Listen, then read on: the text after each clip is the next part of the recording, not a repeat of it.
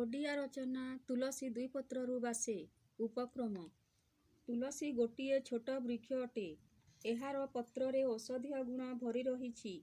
ଏହାକୁ ଦେବତା ପୂଜାରେ ବ୍ୟବହାର କରାଯାଏ। ତୁଳସୀ ବୃକ୍ଷ ପବିତ୍ରତାର ପ୍ରତୀକ ଅଟେ। ବର୍ଣ୍ଣନା।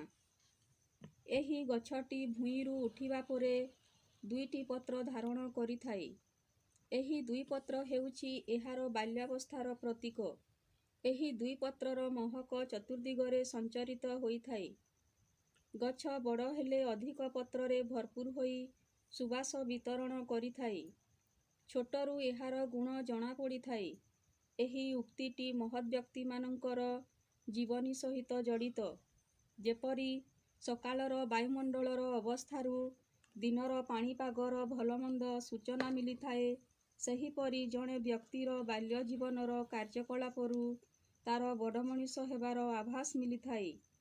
ଅତୀତର ବହୁ ସମାଜସେବକ, ସୁଶାସକ, ବୈଜ୍ଞାନିକ, ଦାର୍ଶନିକ ମାନଙ୍କର ମହନୀୟ ଆଦର୍ଶ ଓ ନୀତି ବଳରେ ପୃଥିବୀର କଲ୍ୟାଣ ସାଧନ କରିଯାଇଛନ୍ତି।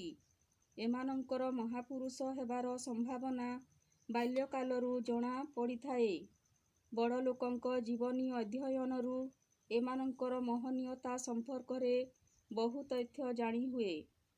ଛାତ୍ରଛାତ୍ରୀମାନଙ୍କର ଅଭିଜ୍ଞତା ବିଷୟରେ ଶିକ୍ଷକମାନେ ଚିହ୍ନଟ କରିଥାନ୍ତି। ଶେଷ କଥା।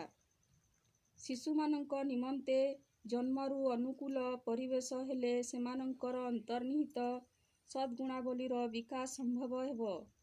ବାଲ୍ୟକାଳରୁ ତୁଳସୀ ତୁଲ୍ୟ ସୁବାସ ବିତରଣ କରିବାକୁ ସମର୍ଥ ହେବେ। ଧନ୍ୟବାଦ।